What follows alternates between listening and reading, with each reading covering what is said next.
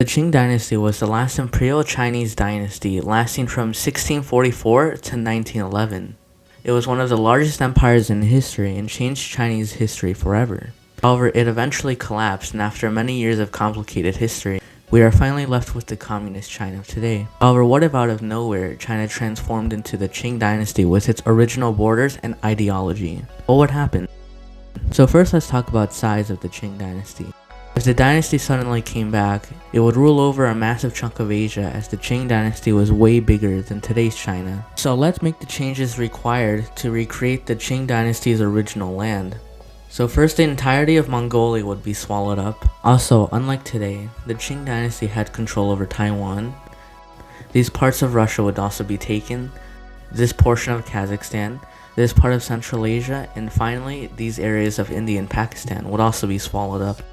So yeah, it was a massive empire, and as such, has much more resources than today's China, such as money. Today's China is extremely rich with about 14.73 trillion USD and is currently the second largest economy on Earth. The Qing Dynasty, however, would have an even larger economy of 15.56 trillion USD, which is 863 billion more dollars than today's China.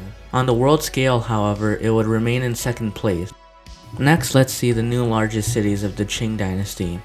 First would be Shanghai with 25 million people, second Beijing with 19 million people, and third would be Chongqing with 14 million people, and other major cities would be Taipei with 2.6 million people in modern-day Taiwan, and Ulaanbaatar with 1.4 million people in modern-day Mongolia. With all of these people in one empire, the population would increase by plenty. Modern China has a population of 1.4 billion people, while the Qing Dynasty would have that, plus 26 million more people.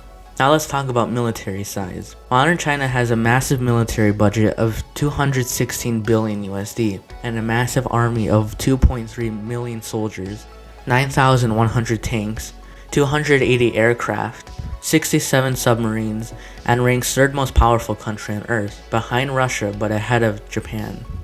The Qing Dynasty, however, would have a much larger budget of 235 billion USD, have a much larger military force of 3.3 million soldiers, 1,670 tanks, 3,200 aircraft, 71 submarines, and would rank second most powerful country on Earth, ahead of Russia, but a bit behind the United States.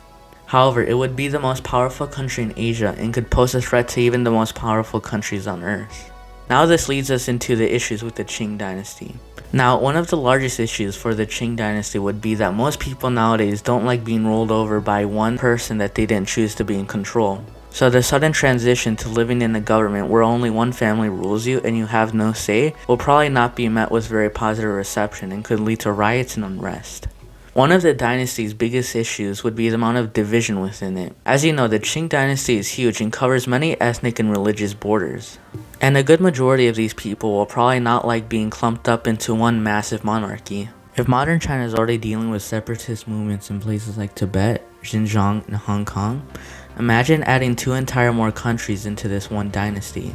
Plus massive chunks of other countries with entirely different ethnic and religious differences.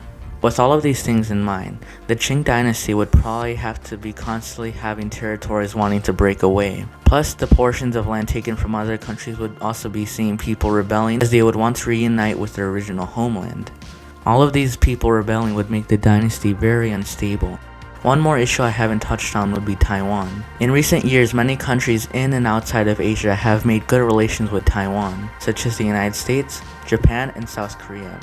So obviously, if the Qing Dynasty popped out of nowhere with Taiwan under its full control, it could mess all of this up. The Qing Dynasty would immediately anger all of these countries. On top of that, all of the countries that the Qing Dynasty took land from would also not be happy about their new lost territory, and as such would also be hostile towards the dynasty. And finally, with all the unrest and separatist movements taking place inside the dynasty, insurgency and foreign aggression would be a constant issue.